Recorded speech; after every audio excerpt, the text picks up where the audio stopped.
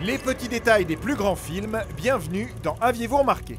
Alors que la poupée flippante Annabelle adore nous faire bondir sur nos sièges, pourquoi ne pas retourner un peu aux origines du mal et au film qui a tout lancé, The Conjuring? C'est parti pour frissonner devant les quelques petits secrets et détails du long métrage. The Conjuring est adapté d'une histoire vraie et l'on suit donc les époux Warren, enquêteurs paranormaux ayant affaire entre autres à la fameuse Annabelle. Annabelle qui ne ressemble en réalité pas à ça du tout.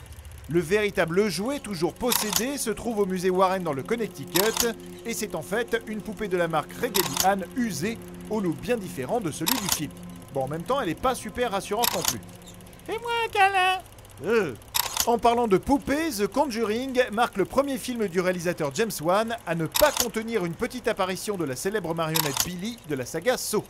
Après être bien sûr apparue dans le film en question, elle est revenue dire bonjour dans la production suivante du réalisateur, Dead Silence, puis dans Death Sentence, visible en nombre juste là, avant de réapparaître sous la forme d'un dessin sur un tableau dans Insidious.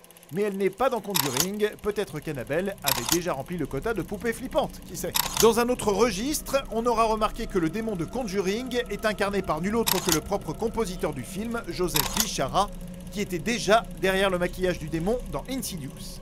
Niveau caméo, la véritable Lorraine Warren, incarnée dans le film par Vera Farmiga, est visible ici parmi les élèves de l'amphithéâtre, alors que le prêtre pratiquant l'exorcisme dans le film, projeté lors de cette même scène, est en réalité le doyen du département de philosophie et religion de l'université de Caroline du Nord. Et sinon, si on vous disait qu'au milieu du film, vous avez pu entendre la douce voix de Ryan Gosling. Et oui, à côté de ses rôles dans Drive et La La Land, la star est aussi un musicien du groupe Dead Man's Bone, dont la chanson In the Room Where You Sleep fait partie de la bande sonore de Conjuring. Et oui. Enfin, on a pu apercevoir dans l'étrange musée des Warren des peintures ici, qui sont d'authentiques tableaux peints par Ed Warren et qui furent ajoutés au décor, ou encore qu'à la fin du film, on peut entendre qu'un prêtre a demandé aux époux Warren de venir s'occuper d'un mystérieux cas à Long Island, une affaire qui s'avéra être celle d'Amityville, qui fut le sujet du classique Amityville, la maison du diable, et de la série de films qui suivit. Mais ça, bien sûr, vous l'aviez remarqué. Non ? Retrouvez tous ces films à regarder chez vous sur notre nouvelle application Allocinéhome, disponible sur smartphone et tablette.